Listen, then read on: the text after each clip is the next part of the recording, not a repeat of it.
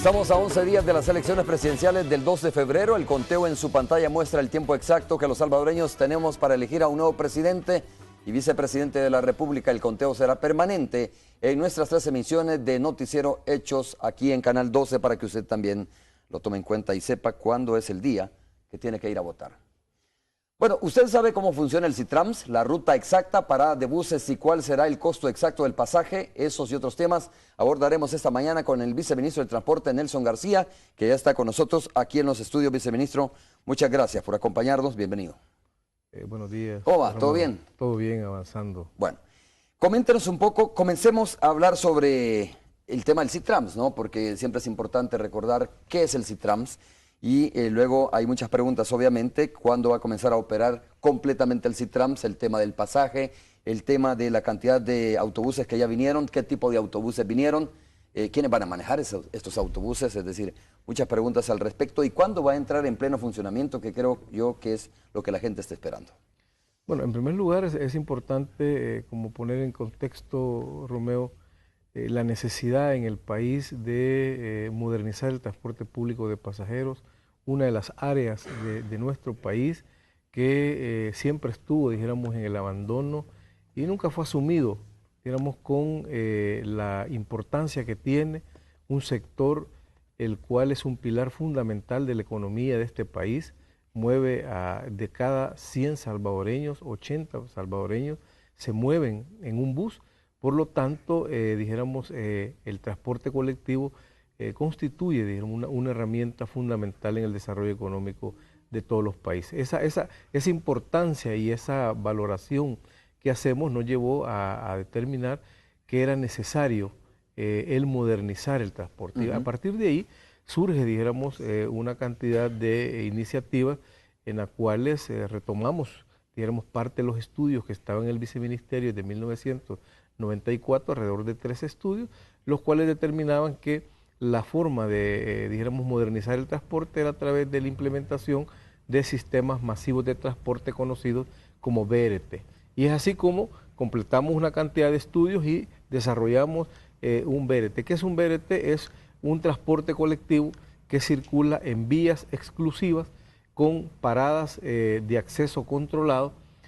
Donde no circulan más automotores. No circulan, precisamente por eso son vías exclusivas, donde trasladan con paradas, dijéramos, con acceso controlado, con un sistema electrónico, una integración física y tarifaria del sistema donde se opera, con buses de alta capacidad, en este caso buses articulados que podrán llevar entre 170, 180, 190 pasajeros, y con, digamos, un sistema jerarquizado, porque también tiene otros servicios como son rutas pretroncales o rutas alimentadoras. Fundamentalmente, dijéramos, en conceptos generales, esto es un BRT, es lo que conocemos y se ha hecho muy popular en todo el mundo, en Sudamérica, aquí en México, en Estados Unidos, en Canadá. En el caso más cercano para nosotros es Guatemala, que es el único que tiene, dijéramos, este tipo un sistema como este. De sistema como este, y de ahí Honduras, que lo está construyendo, Panamá, que decidió hacer realmente un sistema, pero que al final lo único que hizo es cambiar los buses y poner buses nuevos, pero está construyendo, dijéramos, un metro. De ahí los otros países todavía no tienen esto, y en Sudamérica, que sí es muy popular estos sistemas de transporte. Oiga, viceministro, ¿cuánto falta para que termine en su totalidad el primer tramo? Es decir, para que esté listo, para que puedan circular estas unidades. Bueno, de hecho, desde el punto de vista constructivo, definimos la construcción de esta primera fase en 2 tramos. Un primer tramo que va desde la terminal de integración de Soyapango, o sea, frente a Plaza Mundo, hasta Fena de Sal, y de ahí el otro tramo de Fena de Sal hasta la 33, que es cerca del MQ, costado sur de Metrocentro. Ya en la primera etapa tenemos un avance alrededor del 80% del total de la obra. Estaremos concluyendo, según nos han explicado la empresa constructora, ahí por el 15-20 de febrero estamos concluyendo toda esa parte. Con respecto a las estaciones, también están bastante avanzadas las estaciones. De ahí hay que poner, dijéramos, parte de todo el equipo que lleva al interior de cada una de estas estaciones, que son como las paradas de buses, y el otro tramo, que es el segundo, que llevamos alrededor de un 54% de avance, también estaremos terminando a los finales de febrero, tal como lo habíamos planteado, y el paso a desnivel que lo habíamos considerado terminar, dijéramos, ahí por diciembre, pero terminó un poco antes. Claro, las unidades van a venir poco a poco. Vino la primera flota de estas unidades que estaría lista ya para comenzar a circular cuando esté terminado los dos tramos, me imagino. Bueno, de hecho, las unidades que han venido y que por cierto vienen otro grupo mucho más importante, 31 más en los próximos días, es para, en primer lugar, verificar que la infraestructura no tenga ninguna falla, no tenga ningún aspecto técnico y que tanto las unidades como la infraestructura pues se condicionen, dijéramos, perfectamente para que pueda operar correctamente. Eso hemos estado haciendo, hemos verificado las estaciones, los buses cómo quedan, el carril de adelantamiento, de tal manera que estamos haciendo, dijéramos, una especie de auditoría de la infraestructura con respecto a las unidades para ver si no hay ninguna modificación al respecto. Es decir, para decirlo en salvadoreño, la auditoría es hacer un recorrido para ver si no hay inconvenientes en los cruces de los autobuses. Es correcto verificar cada uno de los cruces. Bueno, hemos estado ¿Cómo le fue en la primera prueba? Porque ya se hizo una, ¿no? O sea, lo que hicimos el primer día era verificar si el bus quedaba exactamente donde estaba la estación, dijéramos si los espejos quedan, cómo quedan, porque como generalmente el espejo sale, la distancia entre el lugar donde aborda la persona y la rampa que tiene el bus, etcétera. Toda esa parte estuvimos verificando y decidimos hacer una especie de recorrido. Obviamente no está concluido, dijéramos, todo el carril y tuvimos que improvisar una vuelta cerca de las 50 donde está construyendo el paso a desnivel. ¿Eso es lo que generó algún congestionamiento ese día de la prueba? Bueno, realmente, pero digamos, lo que ocurrió es que como es un lugar no adecuado para circular, ahí no van a cruzar los buses, pero obviamente no se puede pasar porque está construyéndose el paso del desnivel, entonces se dijo de que la primera prueba había generado congestionamiento. Realmente no fue la primera prueba, sino que simplemente estábamos verificando todo el tema de cómo el bus puede transitar las velocidades que alcanza en el carril segregado. Claro, solo para recordar el dato, ¿cuántas unidades al final van a circular en el tema del SITRAMS, en el nuevo sistema de transporte? Bueno, son 60 buses articulados. ¿Que son estos dobles como orugas? Sí, son como orugas, son 130 buses padrones. ¿Cuáles son los padrones? Siempre he tenido duda de qué es el bus padrón. Bueno, el bus padrón es un bus que tiene alrededor de 11-12 metros de largo, que tiene una capacidad para transportar 105 pasajeros, que son también de los que ya tenemos aquí en el país, ¿verdad? ¿Pero esos van a ser alimentadores de de estos articulados de las orugas? Son rutas pretroncales, digamos, algunas rutas salen de San Bartolo, específicamente cerca de donde está la fuerza, el aeropuerto de Ilopango, ¿verdad? Cerca hay un área donde se va a adecuar. De ahí tenemos otros servicios también desde Soyapango mismo, desde San Martín, donde saldrán ese tipo de unidades. ¿Habrá un plan piloto antes de poner completamente a funcionamiento, digo, el sistema de transporte? Bueno, sí es necesario. Hoy lo hemos estado haciendo no horas del día, sino que un poco noche. Hemos estado verificando cada uno de los cruces, el giro que da las unidades en los lugares donde, en las bocacalles, etcétera, para ir determinando de que no tenemos ninguna dificultad a la hora de iniciar. Todo esto es parte de ir, dijéramos, adecuando el sistema para que el sistema funcione correctamente a la hora que empiece a operar. Posteriormente, si haremos pruebas pilotos, Romeo, que serán algunas primero sin pasajeros y posteriormente con pasajeros, un poco para ir validando cada una de las rutas, verificando cada una de las estaciones, que nos permita pues también que el ciudadano vaya conociendo el sistema. Recordémonos que transitar de un sistema tradicional a un nuevo sistema también es un cambio, y ese cambio va a requerir también de un acostumbramiento del ciudadano, de conocer los buses, de conocer el sistema. Se realiza este plan piloto, viceministro, ¿las personas van a pagar o no van a pagar? Bueno, de hecho, pensamos mientras se acomodan a este cambio de sistema, como usted dice. O sea, se va a empezar a pagar a partir de que entre plenamente el sistema, no antes.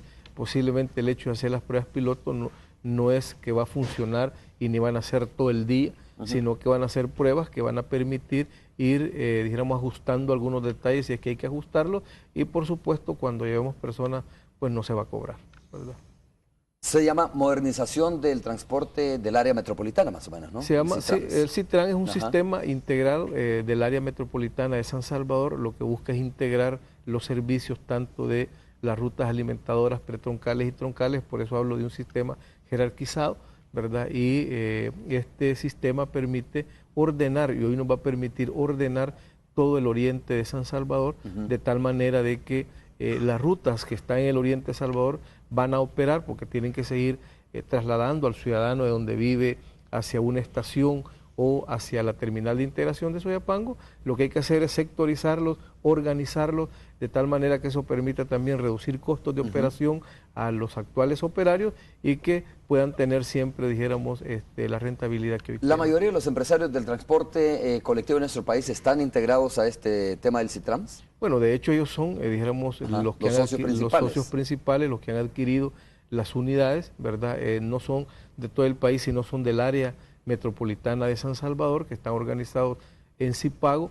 Ellos son, dijéramos, los que han adquirido las unidades de transporte en este momento, y los que precisamente el día de ayer estuvimos hablando con tanto la gente de Brasil, tanto el operador como el operador de recaudo, de tal manera que estamos en un esfuerzo diario permanente, y aquí realmente el protagonista principal, dijéramos, son los actuales empresarios. Obviamente como gobierno impulsamos la modernización porque tenemos una función clara, y es trabajar por el usuario del transporte público. ¿Qué va a pasar con la terminal de Oriente? ¿Se mantiene ahí o se mueve la terminal de Oriente? Realmente la terminal de Oriente tendrá que moverse, no solo porque ya es obsoleta. Hace poco veía de que la alcaldía municipal posiblemente en los próximos días va a vender, decidió vender 2 inmuebles, que era la terminal y el rastro, veía yo en una noticia. Entonces ellos han planteado desde hace varios días la necesidad de desocupar ese inmueble porque tiene un litigio, digamos, judicial. De todas maneras, nosotros estamos haciendo un esfuerzo también por tratar de permitir que los empresarios de Oriente puedan tener su propia terminal.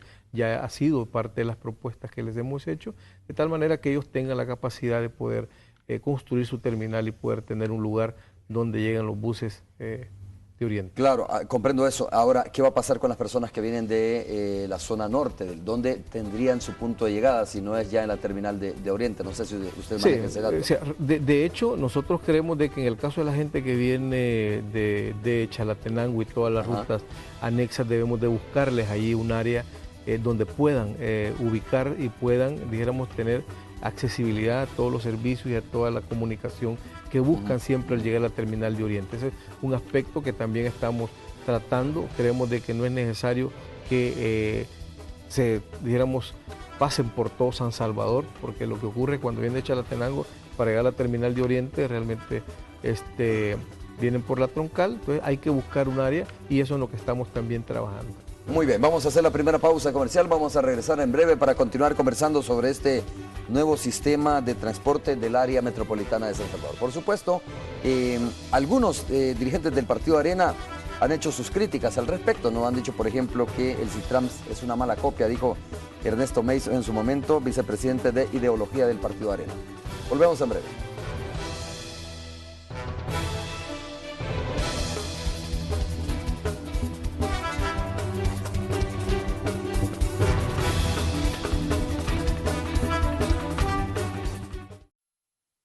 Real Rent Car presenta el reporte del tráfico. Bueno, antes de continuar, el reporte del tráfico con Cristóbal Ayala. Cristóbal nos va a mostrar cómo también las personas, igual que lo dijimos con Luis, usted se recuerda esta información que pasamos recientemente, no utiliza las pasarelas y eso tiene su riesgo. Cristóbal, tú nos vas a mostrar las imágenes. Adelante. Gracias, Romeo, un gusto poder saludarte en esta mañana de día miércoles y por supuesto también a todos los amigos televidentes que siempre se mantienen pendientes de la señal de Noticiero Hechos. Como tú bien lo adelantabas, nos hemos trasladado precisamente al sector de la pasarela de la Juan Pablo II y la tercera avenida norte, precisamente la que está a un costado del parque infantil como le conocemos, para mencionar un poco acerca de la situación que se vive precisamente en este lugar con respecto a las personas que no hacen uso de la pasarela precisamente. Ahí estamos viendo incluso algunas personas en el cambio de semáforo, aprovechan de inmediato, sabemos de la gran cantidad de personas que transitan por este lugar, pero es obvio, es necesario quizá un poco ampliar más la cultura de nuestro país, porque como usted puede ver hay muchas personas que no hacen uso de la pasarela. Por ejemplo, a esta hora usted está observando cómo muchas personas, a pesar de la necesidad de la pasarela, ahí van caminando precisamente sobre la calle, peligrando precisamente su vida. Y la pasarela en una condición bastante vacía. Imagínese usted, esas son las contradicciones, Romeo, también mencionar parte de lo que ha sucedido precisamente en los últimos minutos. A tempranas horas que nosotros llegábamos a este sector, nuestro camarógrafo Juan Castellanos precisamente captó las imágenes, donde una señora al parecer tuvo problemas a la hora de cruzarse la calle y un vehículo la impactó. Esto generó, quiero presentarles las imágenes, precisamente ahí las estamos viendo, cómo esta persona pues lastimosamente fue dañada por un vehículo que transitaba en la zona cuando ella no hizo uso efectivo de la pasarela. En minutos posteriores precisamente llegó una ambulancia de la corporación policial y esta pues la atendió llevándosela de inmediato, pues la persona la señora, estaba despidiendo de alguna manera bastante sangre. Eso es parte de lo que sucede al no hacer uso precisamente de la pasarela, como ya lo mencionábamos, algo que es bien importante precisamente en nuestra sociedad, porque las pasarelas están, muchas veces las necesitamos, muchas veces las pedimos precisamente a las instancias de gobierno y al final pues lastimosamente no terminamos haciendo uso de estas. Esta era parte de la información, Romeo, que tenía. Vuelvo entonces contigo hasta los estudios principales. Buenos días. Real Rent Car presentó el reporte del tráfico. Gracias, Cristóbal. Las imágenes eran evidentes sobre cómo es importante el uso de las pasarelas y el costo que puede tener. Esta señora, de verdad, al final no le fue tan mal, ¿no? Porque algunas personas han sido atropelladas y prácticamente han muerto después de haber sido atropelladas por no utilizar la pasarela. Viceministro, dice Ernesto Mason, ¿no? El CITRAM es una mala copia. Dice que su partido considera que el proyecto es una mala copia, refiriéndose a una propuesta que Nono Anquijano presentó cuando era alcalde de San Salvador. Y además dice fue hecha de manera inconsulta, tanto con el sector del transporte como con las municipalidades. Y dice que no lo van a destruir, sino que más bien van a modificarle si ganan las elecciones. Ese es como la crítica que está haciendo el partido Arena a este proyecto del CITRAMS. Bueno, en primer lugar, yo creo que es importante recordar, Romeo, que en la campaña del año 2009, el doctor Quijano hizo una propuesta de un metrobús, el cual él sabía que no tenía, dijéramos, como las facultades legales para ejecutarlo, pero no solo eso, sino que era una propuesta, como lo expliqué al inicio, venía del año 1999, la cual fue completada.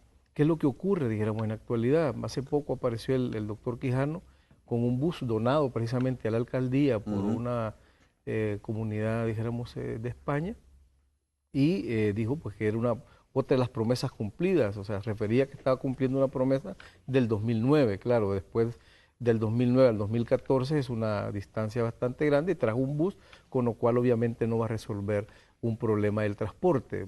Posiblemente me imagino que el tema dentro del marco electoral podía ser, dijéramos, generar algún tipo de impacto. Sin embargo, yo creo que ante la falta de propuestas del partido Arena y fundamentalmente de su candidato y prácticamente ante la ausencia de sus propuestas y de esa, dijéramos, reducción que tuvo de su imagen y el mismo partido, creo que al final lo que toca es no solo empezar a criticar, sino también empezar a señalar aspectos que todo el mundo sabe que no son ciertos. Este es un proyecto, como lo decía, que lo ejecutamos conjuntamente con los empresarios de transporte. Ellos dicen que no ha sido consultado. Realmente no es que sean consultados, sino que son parte del proyecto. Con las municipalidades se les ha puesto a la alcaldía de Soyapango, nos hemos reunido con el alcalde, se le ha expuesto a la alcaldía de San Salvador, o sea, sí ha habido, dijéramos, un proceso de consulta. Sin embargo, yo creo que al final, como decía, dentro del marco electoral, ellos se han visto, dijéramos, sin propuestas, y un descenso casi permanente de su candidato hace que se dediquen nada más a criticar, pero no a proponer nada constructivo. Y en este caso quiero decir que nosotros, aún sin haber hecho propuestas de tipo electoral, estamos ejecutando un proyecto porque sí creemos que los ciudadanos usuarios del transporte... ¿Usted tiene idea, viceministro, a qué se refiere Ernesto Mason o los dirigentes del Partido Arena cuando dicen que van a modificar el CITRAMS? O sea, ¿había antes alguna propuesta diferente a la que se está planteando? Bueno, realmente no, nosotros nunca conocimos el plan que presentó el doctor Quijano en el 2009. Yo al final logré entender que el plan de él era pues un poco utilizar el tema electoralmente, pero al final no presentó ninguna propuesta. Y ciertamente lo logró porque a la mayoría de gente le mintió y algunos le creyeron que iba a poner un Metrobús. Sin embargo, nunca conocimos ningún diseño de esto. El único diseño que están son los que fueron creados y fueron contratados por el viceministerio, y que son los que hemos retomado. Hemos concluido los estudios y hoy lo estamos ejecutando, y primero Dios va a estar esto ya funcionando en los próximos días. Bueno, cuando vino al país la primera flota de vehículos del CITRAMS, igual el Partido Arena dijo, ojo que se están aprovechando para hacer propaganda política, lo cual también es una violación a las leyes electorales, dijo. No sé cómo lo ve usted, si esto, si había otra manera de traerlo sin decir nada, ¿no? Pero la crítica es de que se está aprovechando el proyecto para hacer campaña electoral. Pero realmente, Romeo, cuando yo escuché esto, al final me queda claro que la Arena lo que hace es tratar de, no solo tratar de, dijéramos, desinformar, sino que tiene un llanto permanente, pues, porque al final yo lo que decía era que los buses llegaron a la Unión, teníamos que traerlos a San Salvador. Obviamente el ciudadano cuando veía el bus nuevo o los buses nuevos, se sentía contento, era increíble la gente tomando fotos, tomando videos en los lugares que paramos porque salimos a mediodía. La gente llegaba, se montaba, tomaba fotos, tomaba videos, y había, dijéramos, una alegría porque al fin, dijéramos, en este país tenemos la posibilidad de transformar un servicio que hoy por hoy es un servicio que es deficiente, inseguro. Entonces la gente estaba muy contenta. Claro, ellos realmente al final, como digo, fue un manejo porque no podíamos traer los buses ni en helicóptero ni en avión para decirle, mire, los vamos a poner aquí en San Salvador. Tenían que rodar, y vienen 31 buses más y van a hacer lo mismo, van a pasar por una carretera, van a llegar a un puerto y van a hacer un recorrido. Y no es un tema electoral, es un tema que los buses tienen que llegar. Ahora, quiero aclarar, los buses no son del gobierno. Los buses son de los empresarios. Nosotros acompañamos, facilitamos a los empresarios y nos sentimos contentos porque hemos sido artífices de la construcción de una solución al transporte que en 20 años nunca se le dio. ¿Podemos hablar del costo de esta inversión? ¿De cuánto es la inversión en estas unidades del transporte colectivo? Bueno, sin tomar en cuenta el costo de los corredores, ¿no? De los 2 tramos que se están construyendo, obviamente. Sí, realmente lo decía un día el ministro de Obras Públicas, este es un verdadero, dijéramos, unión entre empresarios y gobierno.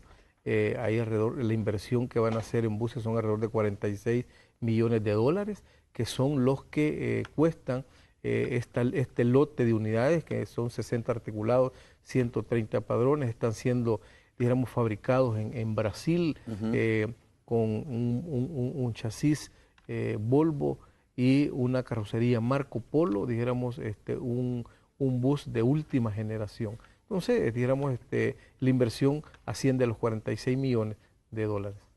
Es decir, solo la inversión en los vehículos. Solo la inversión en los vehículos. Más allá de los tramos, de los 2 tramos que se han construido. Los tramos y todo lo que se ha construido cuesta 45 millones, y es una inversión con la construcción de los patios que va a estar, dijéramos, alrededor de los 100 millones de dólares que va a costar este nuevo sistema de transporte. Viceministro, este es un ejemplo, se lo pregunto, ¿no?, del asocio público-privado, de cómo funciona el asocio público-privado. Bueno, vienen varios proyectos importantes en el país que van a funcionar bajo esta modalidad del asocio público-privado después de, obviamente, haber aprobado una ley en la Asamblea Legislativa, si mal no recuerdo, ¿no? Bueno, ¿se puede tomar esto como parte de un asocio público-privado donde hay participación, obviamente, de la empresa privada y el gobierno? Bueno, realmente no, lo que hay es la participación de la empresa privada y el gobierno no sobre una figura jurídica como el asocio, sino como una figura que establece, en el caso del transporte, la misma ley de transporte, incluso la misma Constitución en el 110 establece porque el transporte, dijéramos, es concesionado, o sea, las líneas y las rutas son propiedad del Estado, se concesionan a un privado que a cuenta y riesgo hace una inversión y tiene una retribución que se llama tarifa. Esa es, dijéramos, la parte que nos ha unido, pero fundamentalmente lo que nos ha unido es la decisión de un gobierno concertador, porque al final, ¿qué es lo que ocurrió? Que nuestro gobierno y las instrucciones del presidente Funes fue, ustedes deben de tener una relación permanente con su sector. Establecimos esa relación permanente con el sector transporte durante, dijéramos, estos 4 años y medio, y esa concertación nos ha permitido ir construyendo soluciones a un área complicada como es el transporte, tanto en el sistema de recaudo como también hoy en el nuevo sistema Citran. Hay algunos empresarios que no entraron a esto, ¿no? No están en esto. ¿Por qué no están ellos? Bueno, realmente en esto recordémonos que es muy difícil quedar bien con el 100%. Nosotros hemos dicho, estamos abiertos a que todo el 100% se incorpore porque todos tienen un derecho. Y nosotros aperturamos ese derecho para que los actuales operadores del transporte sean los motores de la modernización, sean los que movilicen la modernización conjuntamente con el gobierno. Sin embargo, hay algunos que tienen posiciones políticas, ideológicas muy claras y eso les inhibe a poder tener una relación con un gobierno que no es de su, dijéramos, ideología. Entonces eso generó de que hayan algún grupo muy reducido de empresarios que mantengan una actitud al margen. Sin embargo, Romeo, yo siempre sigo aprovechando estos espacios para hacer el llamado, para que se incorporen, para que sean parte de este, dijéramos, solución al transporte y la modernización al transporte. ¿Y esto fue por cuestiones ideológicas, como usted dice, o fue por cuestión de que, bueno, nunca pensaron que al final se materializara este proyecto del Citrams? Bueno, hay unas cuestiones políticas, por ejemplo, cuando uno ve los dirigentes que están fuera, han sido candidatos de partidos, están en otros partidos, y entonces eso le genera, dijéramos, como una barrera para poder entrar. Sin embargo, nosotros les hemos dicho, pues nosotros no esperamos que piensen como nosotros. Aquí la gente puede pensar como quiera, lo importante es que tenemos una tarea todos, que es servirle a los usuarios, servirle al ciudadano, darle un mejor servicio, un servicio con seguridad. Entonces ahí, dijéramos, barreras de tipo ideológico, de tipo político que han establecido esto. Ahora, qué bueno eso que usted menciona. Este no es un proyecto del FMLN, ¿no? Este es un proyecto del gobierno, pero supongo yo que hay personas que están participando, que están tomando parte del Citrams, que incluso pertenecen a otros partidos políticos. Es correcto, o sea, nosotros... O de otro pensamiento ideológico. Sí, por ejemplo, yo te digo, los directores de Cipago, que son nuestra contraparte, ¿quiénes están?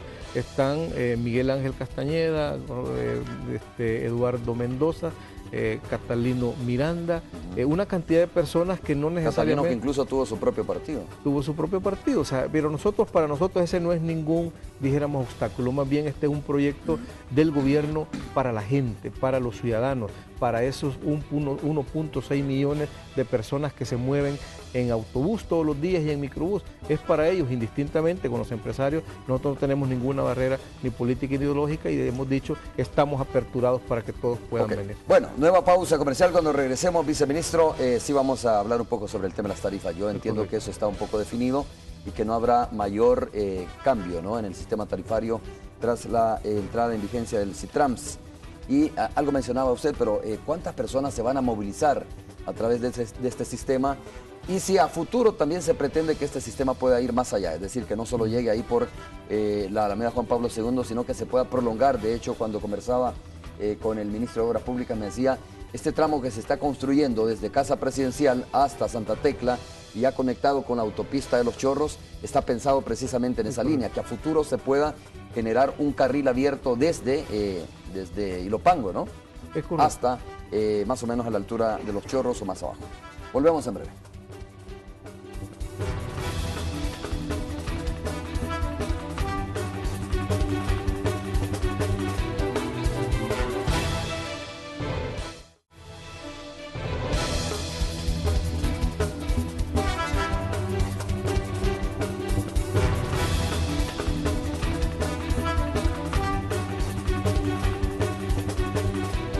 Bueno, estamos conversando con el viceministro de Transporte sobre la modernización del sistema del área metropolitana, la modernización del transporte del área metropolitana de San Salvador.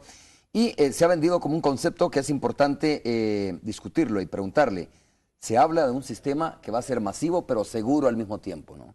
Lo de masivo me queda muy claro, pues obviamente es la capacidad que van a tener estos buses articulados y los buses padrones. Es importante, son buses muy amplios, muy grandes, pero me interesa mucho hablar sobre lo seguro. ¿Por qué hablan ustedes de un sistema seguro si van a correr por las mismas calles donde corre el transporte ordinario, ¿verdad? Por lo menos por los mismos lugares, y al final en estos lugares, en estos buses ordinarios, sabemos que asaltan. Pero ¿por qué este sistema ustedes están diciendo, viceministro, que se trata de un sistema de transporte seguro? Bueno, realmente... ¿Cómo son los buses por dentro también? En primer lugar, yo creo que es importante, cuando explicábamos el concepto del BRT, tenemos una terminal de integración, en este caso Soyapango, que es una terminal que van a ingresar las personas que van a tomar los buses. Es una terminal, dijéramos que para ingresar hay que ser usuario del transporte, o sea, no podemos imaginarnos, porque hemos visto otras terminales que no se van a aparecer. Que no hay control. Si no hay control, ahí va a haber un control absoluto sobre las personas que ingresan, van a haber cámaras de video. Además de eso, en cada estación hay cámaras de video donde el ciudadano va a llegar. Hay cámaras de video también al interior de las unidades, pero también hay elementos de seguridad en las estaciones, ¿verdad? Y en el corredor. De hecho, ya tuvimos la primera conversación con el director de la Policía Nacional Civil de la necesidad de crear un cuerpo específicamente solo para el Citran. ¿La unidad como tal viene equipada con una cámara? O sea, la unidad trae todo el cableado para la cámara, ¿verdad? Que ahí se puede ver cuando uno las ve, y en los próximos días van a empezar a ubicarse esas cámaras que van a estar conectadas a un centro de control donde va a haber presencia también policial para poder estar viendo todas las unidades, no solo el tema de las frecuencias de las unidades, el gasto de combustible, cómo conduce el motorista, sino también que no haya ningún ilícito. O sea, lo que se han demostrado en estos sistemas es que son de los lugares más seguros que hay en un lugar. Pues recordémonos Bogotá, y cuando hablábamos de Colombia, cómo se hablaba de Colombia y Bogotá y por su, dijéramos, violencia que había.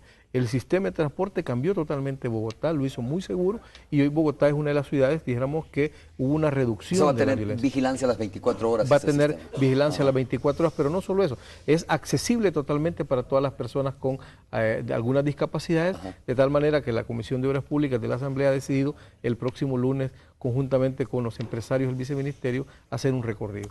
Y hay un dato interesante antes de saludar a Tony Cabezas, que está listo en la radio 102.9, y usted me decía, usted sabe que es común esta imagen, ¿no? Hoy por hoy, que de repente una señora está abordando la unidad y apenas pone el primer pie y el motorista sale disparado, ¿no? Muchas veces se han caído algunas personas cuando sucede esto. Me estaba contando que estas unidades no van a arrancar, es decir, no pueden caminar si la puerta está abierta. O sea, las unidades de transporte que se han traído, como decíamos, con su motor Euro 3, con un combustible menos contaminante, también tienen otras características de seguridad, varios elementos. Uno de ellos es el hecho de que esta unidad no camina si tiene puertas abiertas. Ese es uno de los temas. Y hay otros temas de seguridad que creo que más adelante, Romeo, se pueden ir explicando. Lo podemos compartir con Tony Cabezas, que está listo a través de la radio 109. Tony, ¿cómo estás? Un gusto saludarte. Cupieron los buses. ¿Qué pasó con tu invitado? En el carril del Citrams. Hola, Tony. A ver, ahí está ya. Sí, aquí estamos ya. ¿Cómo estás? Hola, qué gusto saludarte nuevamente, Romeo. Nosotros veo que estás ahí pues ya platicando con tu invitado. Yo estoy esperando al mío, a Miguel Fortín Magaña, director del Instituto de Medicina Legal, o al nuestro aquí con Diana Verónica, que está por venir. El doctor Fortín Magaña, sí. Sí. Que es psiquiatra, ¿no? Que es psiquiatra, ¿verdad? Aquí nos va a psicoanalizar a todos.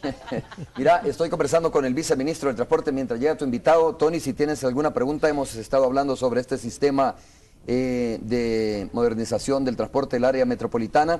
Y un dato que me estaba explicando el viceministro es el tema de la seguridad, porque se habla de un transporte masivo. Yo le decía, lo masivo lo comprendo, pues obviamente son buses orugas articulados, sí. Pero también le preguntaba por qué se habla de lo seguro que son estos autobuses, y me contaba él que vienen equipados con cámaras o que trae el cableado, que ya se les va a instalar la cámara, y que cada estación, la estación matriz, por decirlo de esa manera, como en cada parada donde van a estar ellos, tienen también cámaras de seguridad, van a tener cámaras, además de la presencia, decía. A ver, vamos a adelantar yo una pregunta, porque tengo entendido que está confirmado también el viceministro a que nos acompañe el día de mañana, aquí en Radio 109, pero yo creo que la gente se pregunta, bueno, si estos dos carriles están al centro de la calzada, ¿verdad?, van a haber pasarelas, entonces van a construir pasarelas que van a conectar con las paradas, ¿verdad? Y la pregunta que hacía gente con discapacidades era, bueno, ¿y nosotros cómo vamos a hacer? ¿O qué tipo de pasarelas van a haber?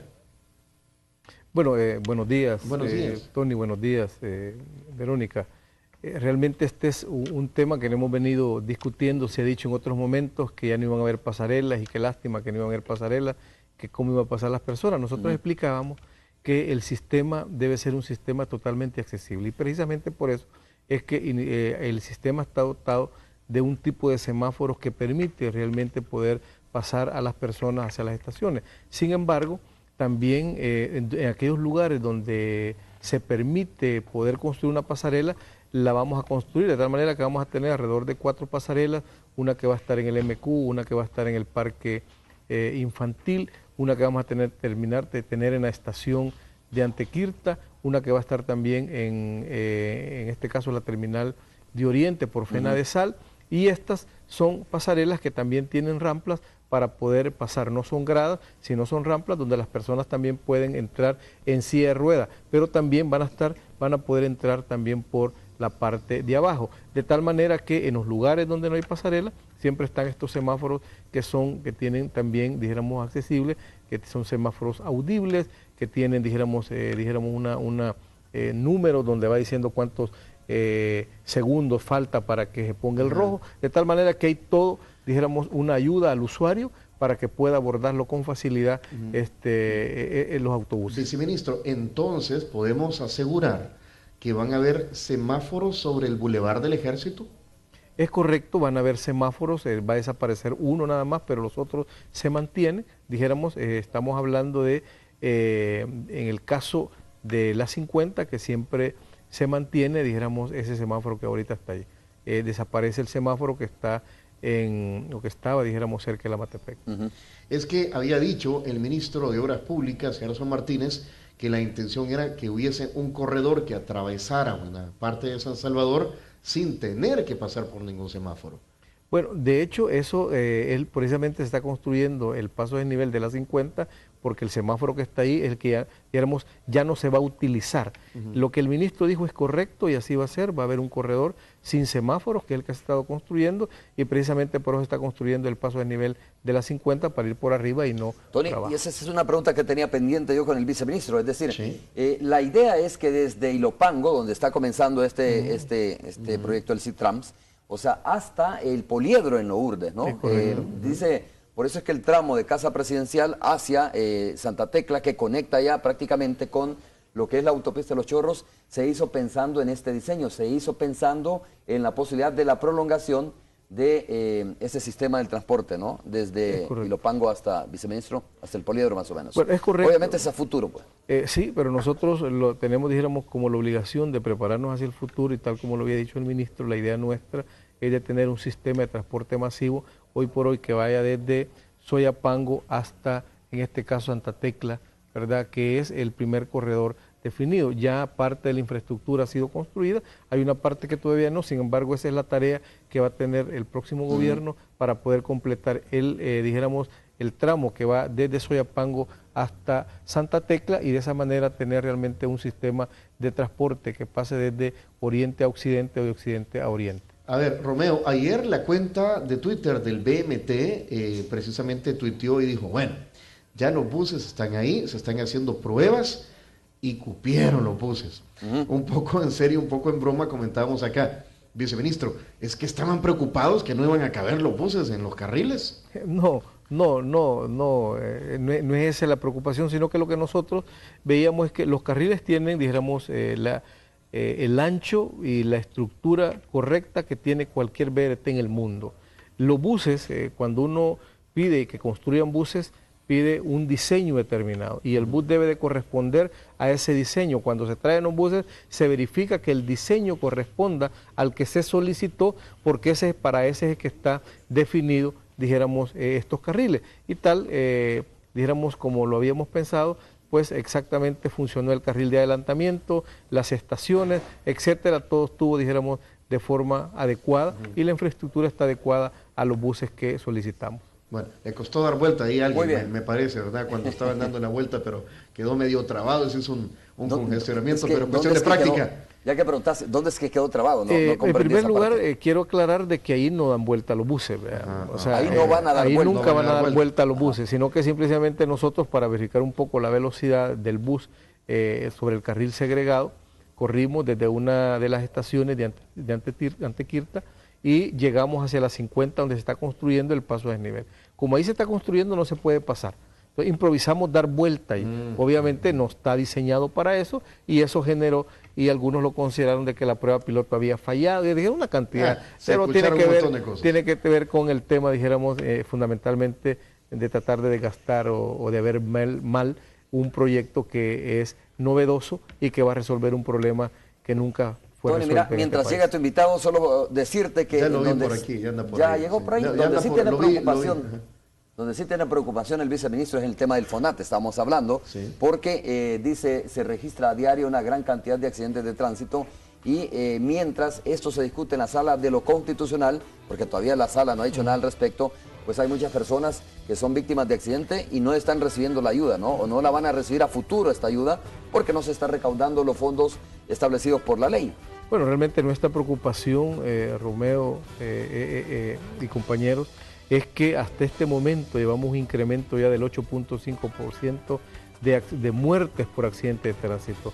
Desde el 1 de enero a la fecha, al 21, al 20 tenemos 51 personas fallecidas ya por accidente de tránsito. Y muchos de ellos son fallecidos por atropellamiento, tal y como vimos una señora que fue atropellada, gracias a Dios solo tuvo en un pie, pero hay personas que mueren.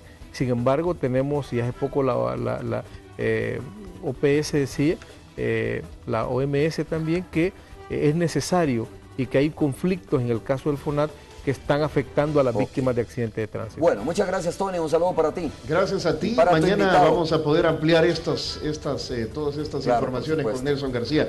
Qué gusto saludarlos a ambos. Igualmente, gracias, saludos para Tony. ti. Y a tus televidentes, Romeo. Muy bien, hacemos una pausa comercial, vamos a regresar en breve. Hay algunos comentarios, hay algunas preguntas de las redes sociales, por ejemplo esta, viceministro, se la dejo planteada. Vivo en Soyapango, los buses llegarán hasta la terminal Citrams o seguirán hasta el centro de San Salvador. Hay dudas sobre esto, dice. Cuando regresemos a lo mejor puede contestar algunas de estas interrogantes. Volvemos.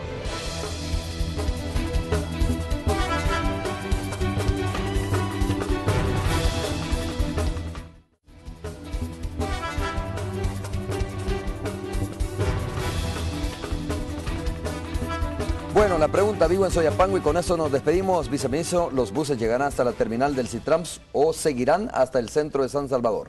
Bueno, de hecho vamos a tener servicio desde Soyapango sobre, en este caso, el Boulevard del Ejército, la Juan Pablo, a la 33 habrá un servicio también pretroncal que irá por el Boulevard del Ejército, llegará por la Independencia y pasará por el centro de San Salvador. O sea, sí habrá un servicio.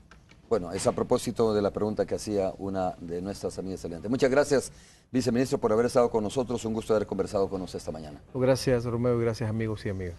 Bueno, gracias. Yo quiero terminar comentándoles lo siguiente. En un nuevo hecho delincuencial, el comisionado Mauricio Arriaza Chica junto a sus miembros de su familia fueron atacados por varios sujetos. Por fortuna, no hubo personas lesionadas. Veamos a continuación el material. El jefe de la región metropolitana de la PNC, Mauricio Arriaza Chicas, fue atacado. Varios sujetos fuertemente armados interceptaron su camino cuando viajaba junto a familiares. Así lo confirmó el ministro de Justicia y Seguridad, Ricardo Perdomo, quien llegó a la escena. Fue interceptado por una camioneta con 4 individuos armados, cubiertos, con pasamontañas. Se produce un intercambio de disparos. De los individuos, 2 se fueron por la parte de los terrenos y 2 huyeron en la camioneta.